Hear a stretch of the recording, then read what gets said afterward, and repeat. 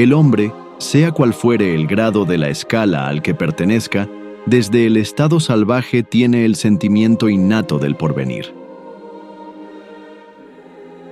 Su intuición le dice que la muerte no es el fin de la existencia y que aquellos cuya pérdida lamentamos no están perdidos para siempre.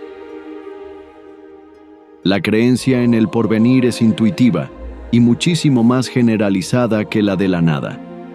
Así pues, ¿a qué se debe que, entre quienes creen en la inmortalidad del alma, todavía haya tantos que se encuentran apegados a las cosas de la tierra y sienten tan grande temor a la muerte? El miedo a la muerte es un efecto de la sabiduría de la providencia y una consecuencia del instinto de conservación común a todos los seres vivos.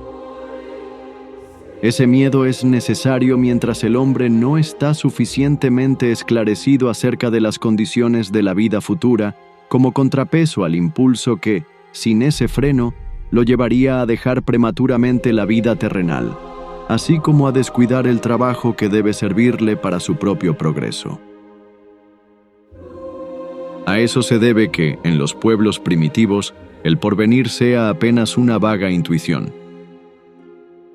Con posterioridad se convierte en una simple esperanza y, por último, en una certeza, aunque siga neutralizada por un secreto apego a la vida corporal. A medida que el hombre comprende mejor la vida futura, el miedo a la muerte disminuye. Asimismo, cuando comprende mejor su misión en la tierra, aguarda su fin con más calma, con resignación y sin temor. La certeza en la vida futura le da otro curso a sus ideas, otro objetivo a sus actividades. Antes de que tuviera esa certeza, solo se ocupaba de la vida actual. Luego de haberla adquirido, trabaja con vistas al porvenir, pero sin descuidar el presente, porque sabe que su porvenir depende de la buena o mala dirección que imprima a su vida actual.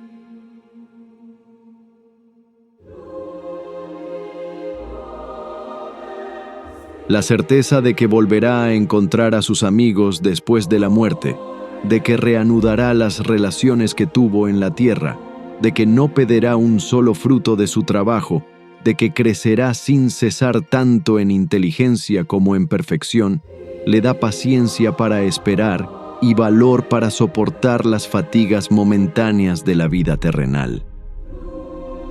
La solidaridad que ve establecerse entre los vivos y los muertos le hace comprender la que debe existir en la tierra, entre los vivos. A partir de entonces, la fraternidad adquiere una razón de ser y la caridad encuentra su objetivo, tanto en el presente como en el porvenir. Para liberarse del miedo a la muerte, es necesario que el hombre la encare desde su verdadero punto de vista. Es decir, que haya penetrado con el pensamiento en el mundo espiritual y que se haya formado de él una idea tan exacta como le sea posible, lo que denota de parte del espíritu encarnado un cierto desarrollo y la aptitud para desprenderse de la materia. En quienes no han progresado lo suficiente, la vida material prevalece sobre la espiritual. Dado que el hombre se apega a lo exterior, solo distingue la vida del cuerpo, mientras que la vida real reside en el alma. Cuando el cuerpo muere, todo le parece perdido y se desespera. En cambio, si en lugar de concentrar el pensamiento en la vestimenta exterior lo fijara en la fuente misma de la vida, en el alma, que es el ser real que sobrevive a todo, lamentaría menos la pérdida del cuerpo, fuente de tantas miserias y dolores. Sin embargo, para eso el espíritu necesita una fuerza que solo puede adquirir con la madurez. El miedo a la muerte proviene, por consiguiente, de una noción incompleta acerca de la vida futura, aunque también pone en evidencia la necesidad de vivir y el temor de que la destrucción del cuerpo constituya el fin de todo.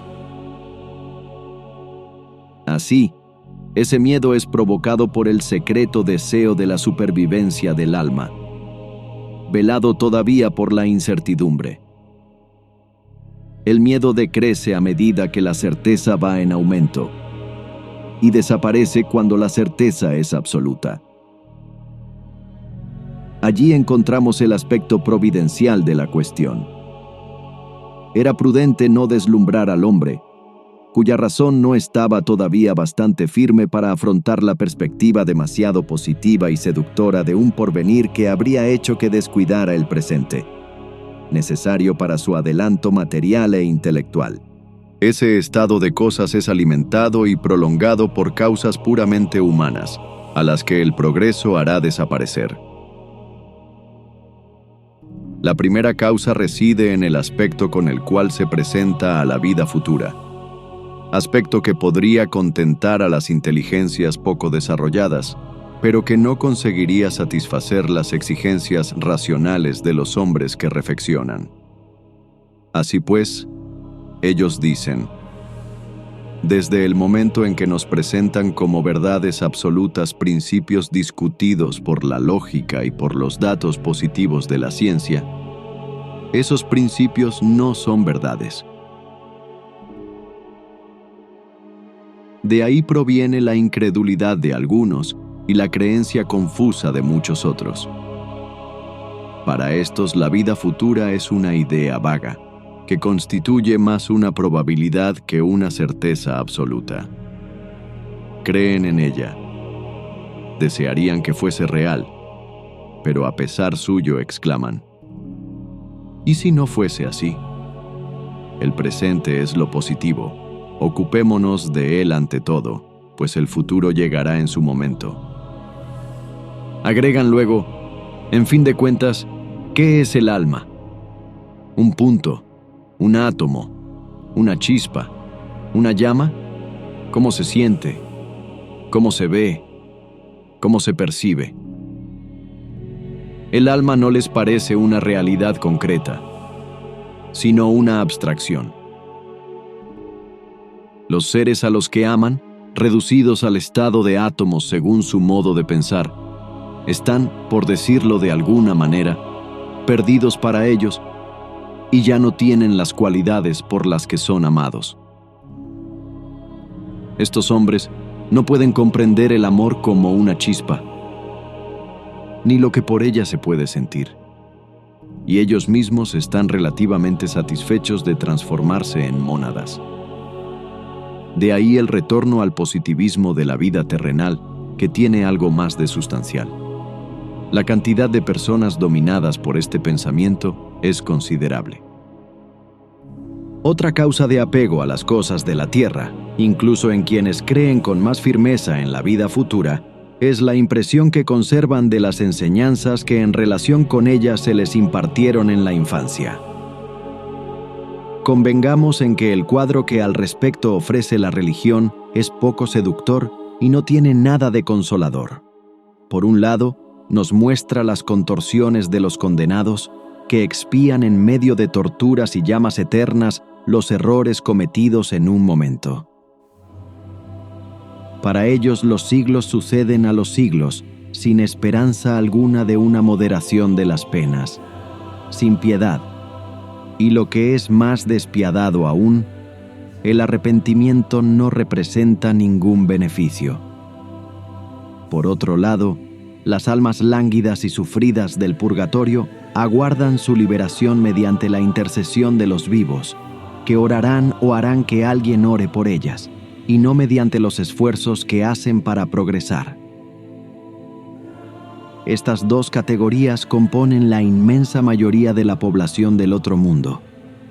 Por encima de ellas se cierne la reducida clase de los elegidos, que gozan por toda la eternidad de una beatitud contemplativa.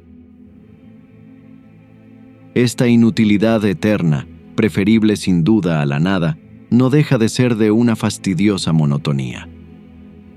Por eso vemos, en las pinturas que representan a los bienaventurados, figuras angelicales que reflejan más el tedio que la verdadera felicidad. Este estado no satisface las aspiraciones ni la idea instintiva de progreso, la única que parece compatible con la felicidad plena. Cuesta creer que por el solo hecho de que haya recibido el bautismo, el salvaje ignorante, cuyo sentido moral es tan obtuso, se encuentre en el mismo nivel del hombre que ha alcanzado, luego de largos años de esfuerzo, el más alto grado de ciencia y moralidad práctica. Aún que un niño muerto a tierna edad, antes de que llegue a tener conciencia de sí mismo y de sus actos, goce de los mismos privilegios por el simple efecto de una ceremonia en la que su voluntad no tuvo ninguna intervención. Estas reflexiones no dejan de preocupar a los más fervorosos creyentes, por poco que mediten. Puesto que no aceptan que la felicidad futura depende del trabajo progresivo que se realiza en la tierra, y dado que creen que conquistarán fácilmente esa felicidad por medio de algunas prácticas exteriores, incluso con la posibilidad de adquirirla con dinero, sin reformar seriamente su carácter y sus costumbres, los hombres atribuyen a los goces del mundo el valor más alto.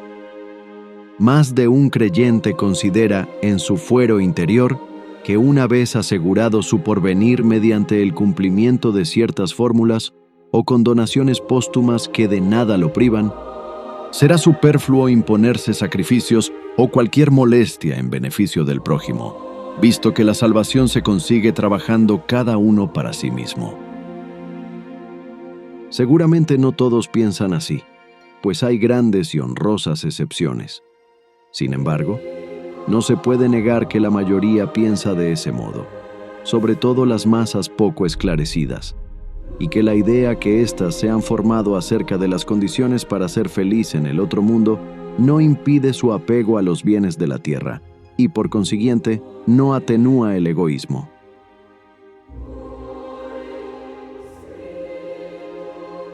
Agreguemos a esto el hecho de que las costumbres contribuyen para que se lamente la pérdida de la vida terrenal y se tema el tránsito de la tierra al cielo.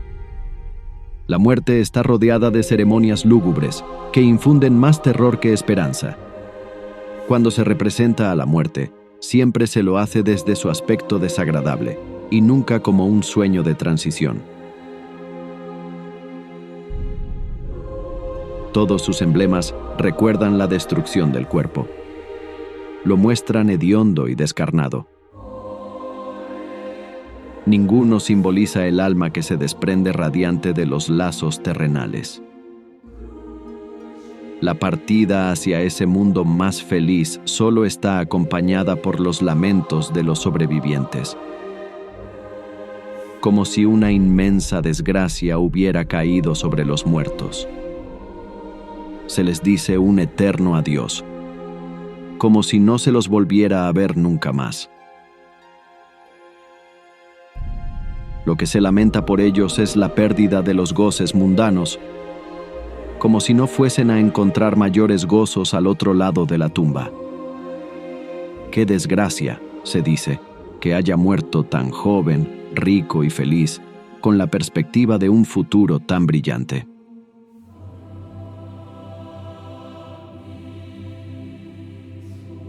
La idea de una situación más dichosa apenas roza el pensamiento, porque no tiene raíces en él. Todo contribuye, por consiguiente, a inspirar el terror a la muerte, en vez de brindar esperanza. No cabe duda de que el hombre tardará mucho en despojarse de esos prejuicios, pero lo conseguirá a medida que su fe se afiance y que conciba una idea más sensata de la vida espiritual.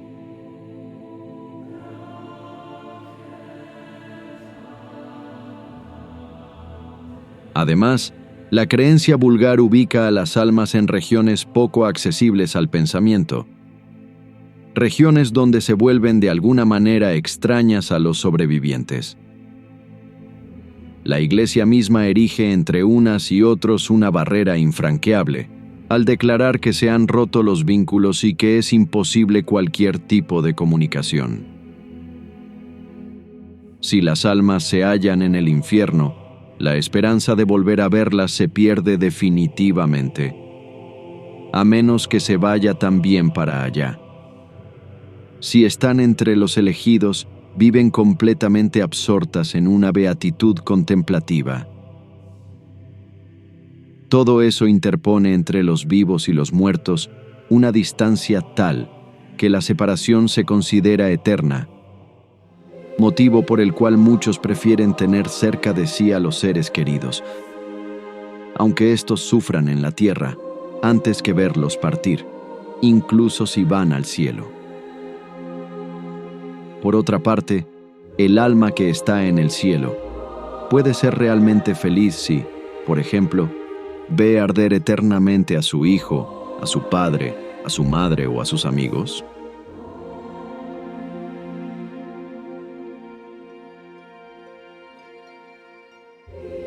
La doctrina espírita modifica por completo la manera de encarar el porvenir. La vida futura ya no es una hipótesis, sino una realidad. El estado de las almas después de la muerte ya no es un sistema, sino el resultado de la observación. El velo se ha descorrido. El mundo espiritual se nos aparece en la plenitud de su realidad práctica. No fueron los hombres quienes lo descubrieron mediante el esfuerzo de una concepción ingeniosa, sino los mismos habitantes de ese mundo, que vienen a describirnos su situación. Así es como los vemos en todos los grados de la escala espiritual, en todas las fases de la felicidad o de la desdicha, y asistimos a todas las peripecias de la vida de ultratumba. Por esa causa, los espíritas enfrentan la muerte con calma y se muestran serenos en sus últimos momentos sobre la tierra. Ya no solo los consuela la esperanza, sino la certeza. Saben que la vida futura no es más que la continuación de la vida presente, aunque en mejores condiciones, y la aguardan con la misma confianza con que aguardan la salida del sol después de una noche tormentosa. Los motivos de esa confianza provienen de los hechos que han presenciado y de la concordancia de esos hechos con la lógica, con la justicia y la bondad de Dios, así como con las aspiraciones íntimas del hombre. Para los espíritas, el alma no es una abstracción. Tiene un cuerpo etéreo que hace de ella un ser definido, capaz de ser concebido y abarcado con el pensamiento, lo que ya es mucho para fijar las ideas sobre su individualidad, sus aptitudes y sus percepciones. El recuerdo de quienes nos son queridos reposa sobre algo real. Ya no los representamos como llamas fugaces que nada dicen al pensamiento, sino con una forma concreta que nos los muestra como seres vivos. Por otra parte, en vez de hallarse perdidos en las profundidades del espacio, están alrededor nuestro, puesto que el mundo corporal y el mundo espiritual se relacionan de modo perpetuo y se asisten recíprocamente. Como ya no se admite la duda acerca del porvenir, el miedo a la muerte pierde su razón de ser. El espírita encara la muerte a sangre fría. La ve venir como una liberación, pues se trata de la puerta de la vida y no de la nada.